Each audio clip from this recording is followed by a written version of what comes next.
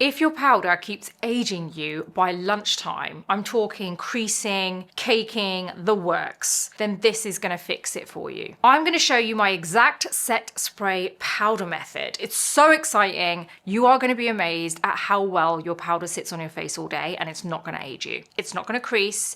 It's not going to look anything negative. It's just going to look smooth, polished, and good. If you're new here, I'm Nina. I'm a celebrity and professional makeup artist, and I educate in beauty. I've taught so many people, and now I'm teaching you. This is all about makeup that works in real life. So you're going to find all of these videos very relatable. If you have come back again and you are a loyal subscriber, welcome back. So excited to have you back. You know what you're going to be getting from this video, a lot of educational info.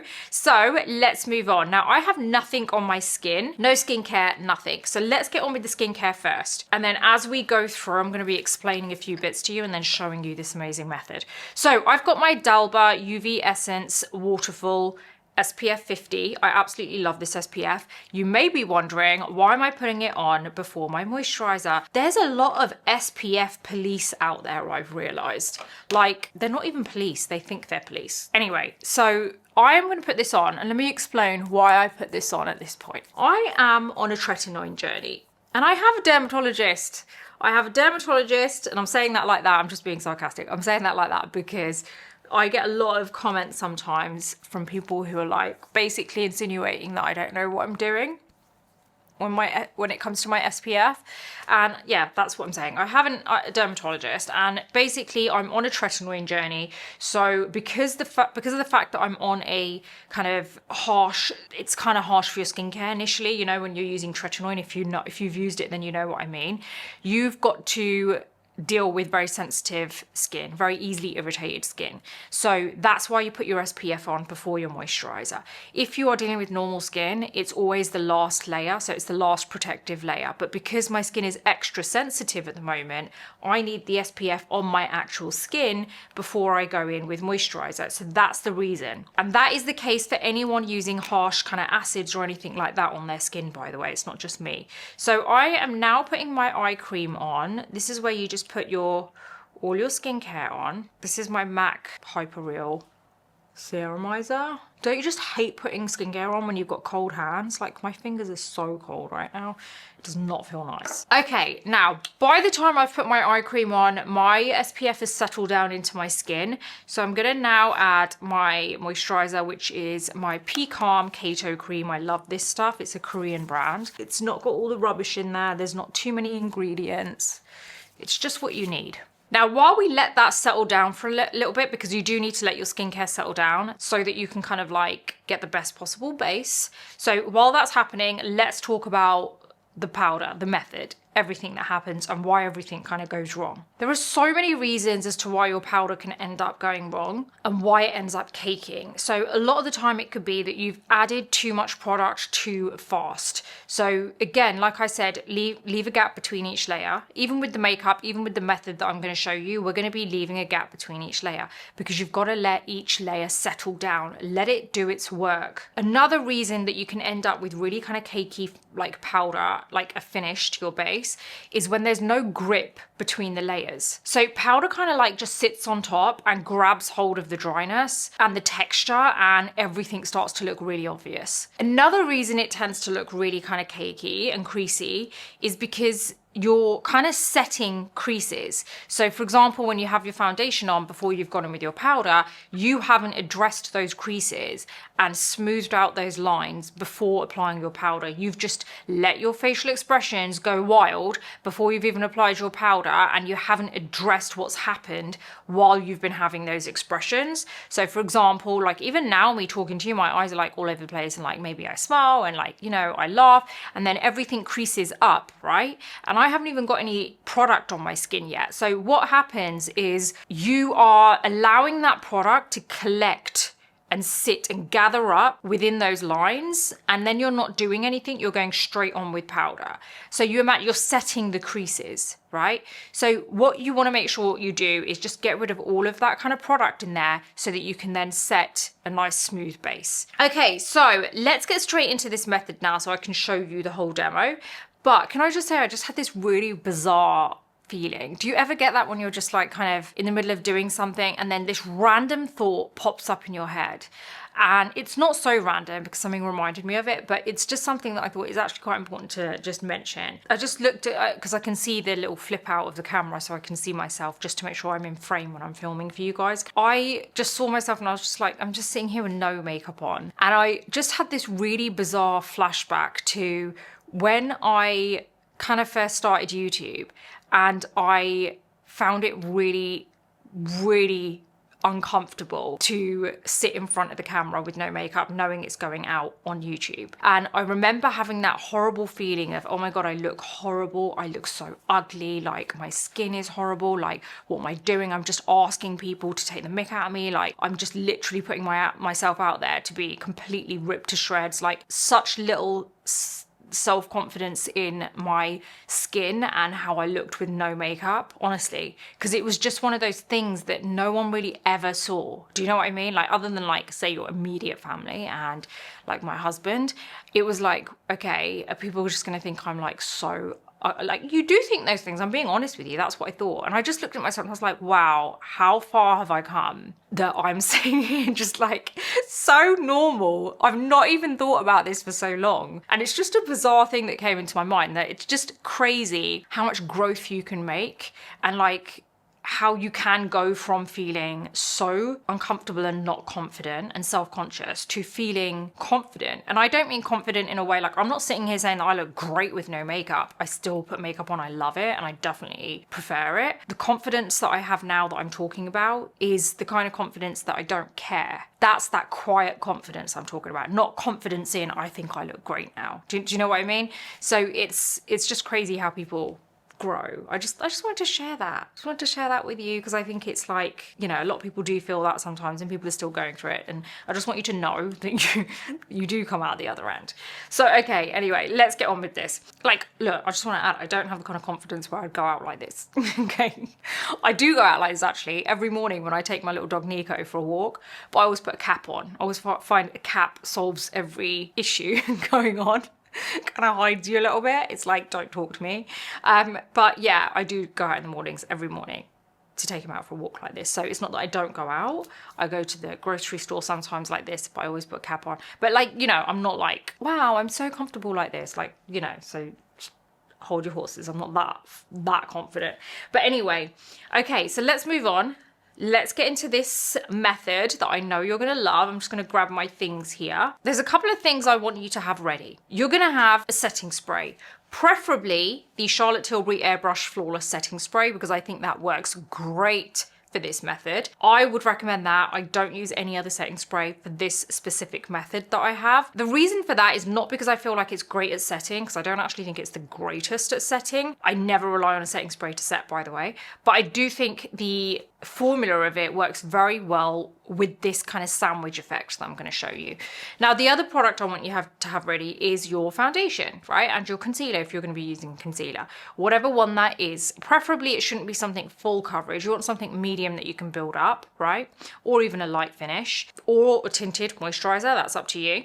And also I want you to have your setting powder ready. Now, there is a particular setting powder that I would recommend that doesn't cake up, and it is a very good setting spray with setting powder, which we're going to go through in a bit. Hopefully you go for this one. I know so many of you have already kind of like converted and bought this one because you've seen me use it a few times, and it is a great one, especially for mature skin, especially if you're in your 40s, and I'm 45 years old, so you know, I'm dealing with all the stuff that comes with that. But yeah, I would honestly recommend that powder, and which we'll go into in a bit. And the other bits that you want to have ready is a good kind of set, like a big powder brush. I would recommend the Veil brush from Hourglass. This is a really good brush. Everything's listed in my description, by the way. Also, I would recommend the Real Techniques setting brush, a great brush for the under eye area. Perfect, I've used it for years. I would also recommend a good powder puff. The Makeup by Mario Master Pro Puff is great.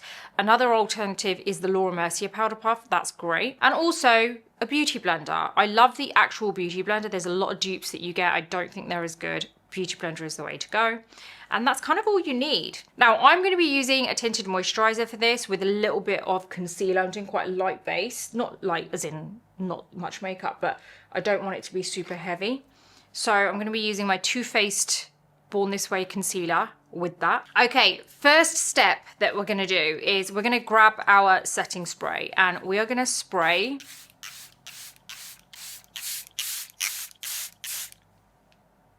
a layer over the skin. We're going to let that dry. See how shiny that is? We need to let that dry first. I actually have a fan. So we're going to let this dry. I'm just going to do this so that you don't have to sit around watching me. This is going to dry into like this kind of film, a thin veil. It's like a film on your skin. It's going to smooth everything out.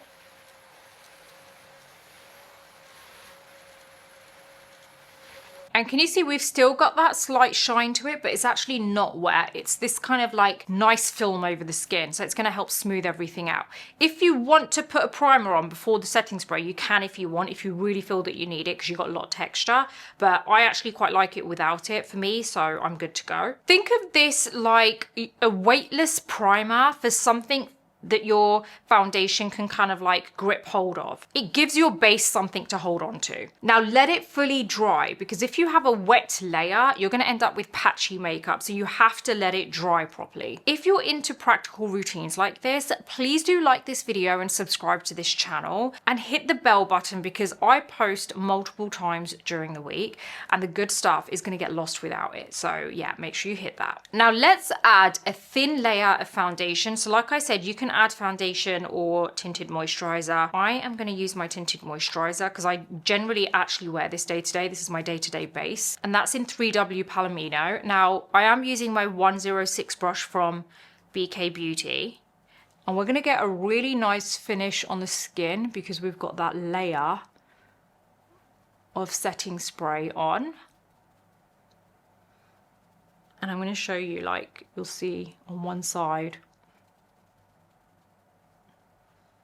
you get such a nice finish. See that? Look at all that. It's nicely kind of like evened out the skin. It doesn't look textured. It's not sitting in the kind of like uneven air, like the, when I mean uneven, I mean like my textured areas. It's not making it more obvious. So that setting spray does work as a really nice light primer. It's not a heavy duty primer, but it is good if you have generally like combination or normal skin. Make sure you've applied a thin layer of foundation. Honestly, heavy layers look fine for 10 minutes, but then they're going to betray you after. You need thin layers of everything. You can slowly build it up as you go along and you can get that perfect finish, but don't try and rush it and get a heavy layer in because it's just going to work against you. Now, this is where you want to add your concealer. Now, I'm going to actually apply this to the back of my hand because I want to get it on with a sponge. Now, I'm also going to spray my sponge with the same setting spray, and I'm just going to apply this to my under eyes and anywhere that I feel I need the concealer. I always feel that when you apply it to the back of your hand and you apply it to the skin, you get less of a heavy finish. You're less heavy-handed with it. Now I'm not actually going to apply any more because whatever's left on this sponge I'm going to add to my eyelids. So generally get reddish around that area. Okay, so we've got nice coverage now, a nice clean base. Next thing I want to do is let this settle down for a minute. We're going to get our fan back here. This is really important. You let your foundation settle down. And if you don't have time, you know, you don't want to waste time in the mornings or anything, and you want to still follow this routine, I would highly recommend getting one of these fans. I'll put it in my description, so a good one, so that you can get something that actually does work really well that I recommend. So make sure you remember that everything I've used and recommend is linked in my description. So we're just letting that dry down. Now, inevitably, we would have developed creases on the eyelids. I can already see them around the eyes, around the mouth, anywhere else that you've got those expressions.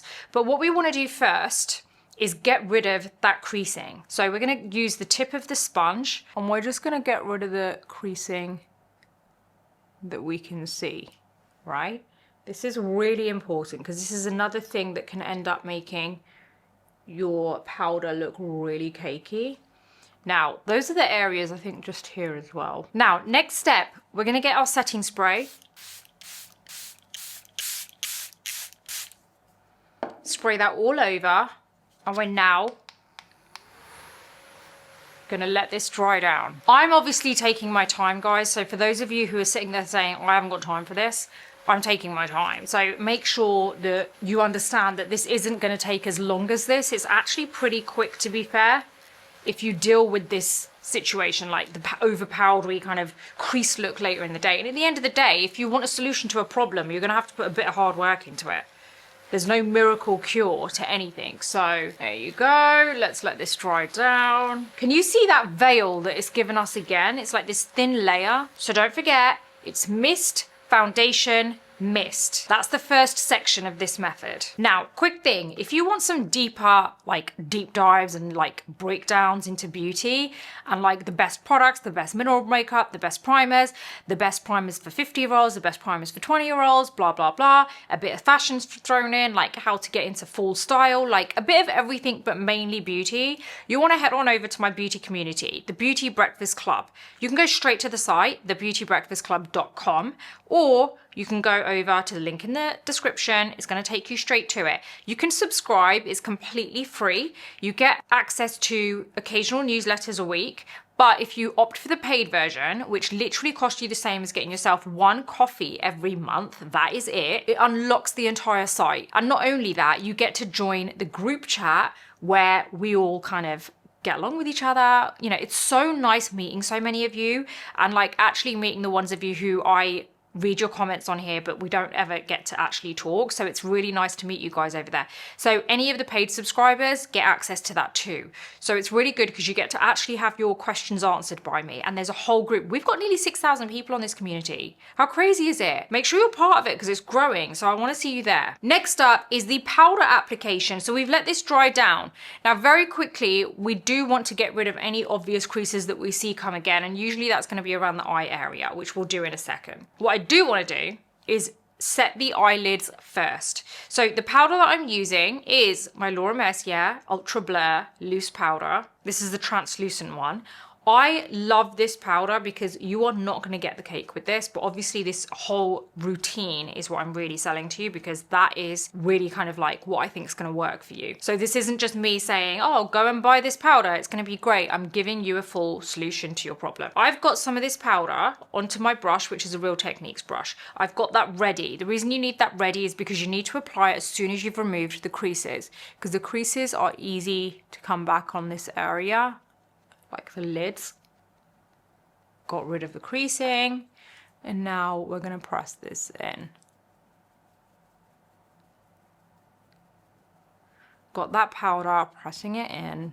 Now that's not going anywhere. Now I want you to start where you actually need it first. This isn't about just applying it to the larger surface areas of your skin.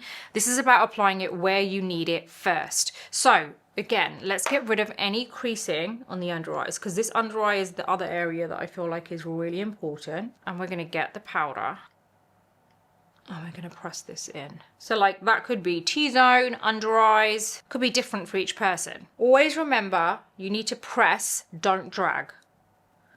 I'm pressing like continuously. I'm not dragging at any point. As I'm moving out, I'm lifting the brush so that I'm not dragging. There you go. We've set those areas beautifully now.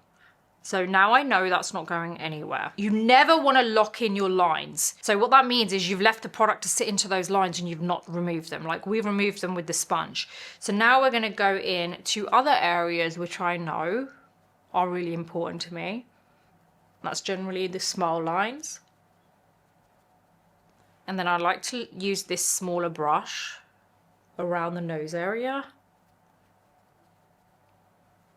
And then I kind of shift over to a bigger brush, which is my veil brush.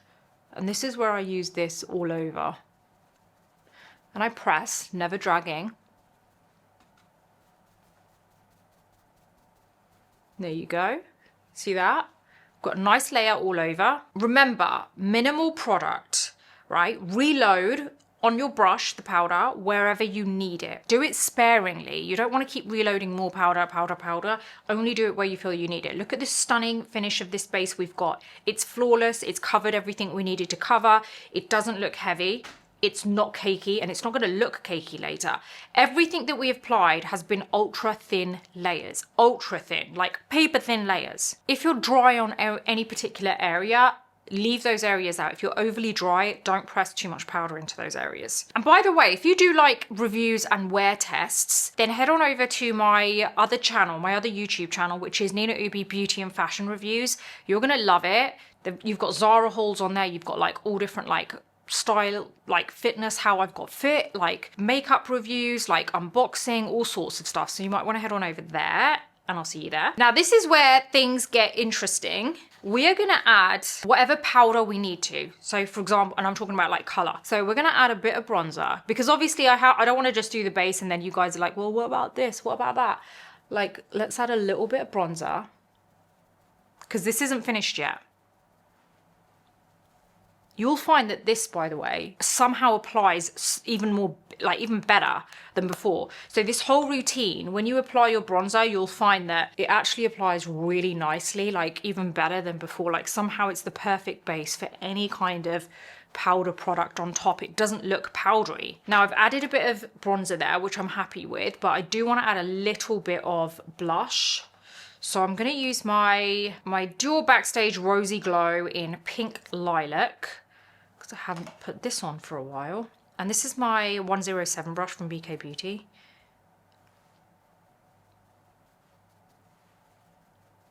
Let's add a bit of colour here. While we're just here, I might as well just put some brow strokes in. This is my Benefit Mighty Fine brow pen. Okay, I am just gonna do a few little bits. That's my Dual Lip Maximizer, I love it. I put it on daily, and I'm just gonna do a very barely there kind of look with everything else. So it just goes to show you that you don't have to apply so much. Like you can still get that nice polished look without having to apply mascara. And you know, I always find curling your lashes makes a huge difference to your overall look. This is my MAC Cool Spice.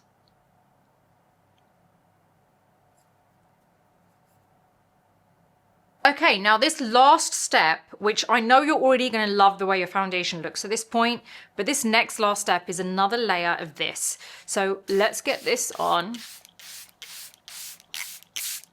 and let's dry this out.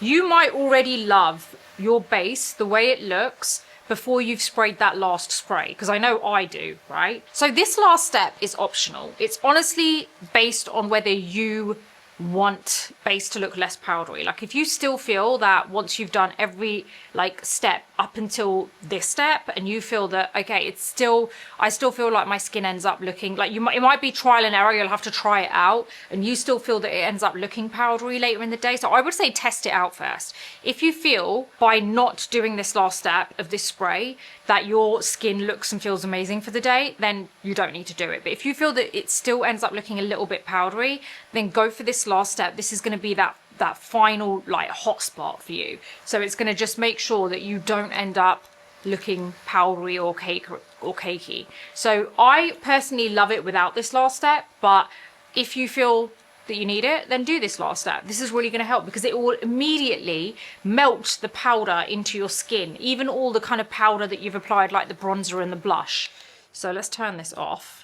I feel like I was shouting there. So yeah, it will melt everything in. Everything is locked in now. So it's not just because of the setting spray, it's everything that we've done. It's the combination, that whole method that we've done. Everything is so thin. The layers are so thin. It's not gonna look heavy. It's not gonna look cakey at all. This last step basically makes everything look like real skin. So the final mist melts powder into the skin. You'll get a skin finish, not a powder finish. So a couple of tips that I want to go through. Less base equals less texture. Keep your layers thin. Powder only where you end up really shining through the day or that it starts to crease through the day. If you need to touch up through the day, blot with a tissue first before powdering, because the blotting actually might be enough for you rather than having to add more makeup, which is in turn going to make it look cakey anyway. So that is my full routine. I really do hope you've enjoyed it and you've enjoyed seeing how these different layers, like how thin they are. Look how good my skin looks. It honestly is because of the thin layers that we've applied, and it isn't looking cakey. It isn't gonna look cakey later in the day. It looks like real skin. Flexible grip, thin layers, and strategic powdering. No cake, no dryness, and it's actually gonna last all day. If your makeup usually cracks by lunchtime, this is gonna change the game for you. It's gonna change your day. So trust me, you're gonna love this. It will get quicker and quicker each time you do it, so don't think to yourself it's gonna take super long. Obviously the first few times will take a little bit long, but it will get quicker for you. Mist, foundation, mist, powder, mist. Don't forget that exact routine. So we are done with this. Go live your life, and your base is gonna now keep up with your everyday life. I really do hope this has been helpful for you. So excited for the next video. Again, don't forget to hit that like button, subscribe, and make sure you hit the bell button so that you don't miss out on all the good stuff.